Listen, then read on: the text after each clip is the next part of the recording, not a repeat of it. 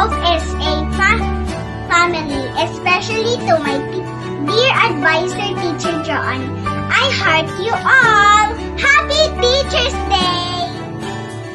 Kuto sa mga teachers ko na palagi nagmamahal sa akin at palagi nasa tabi ko palagi. Ayun yung mga arik ko kay Teacher Joanne, kay Teacher Riza, kay Teacher Joy, kay Teacher Kat. Maraming salamat sa mga teachers ko na parati nagmamahal sa akin.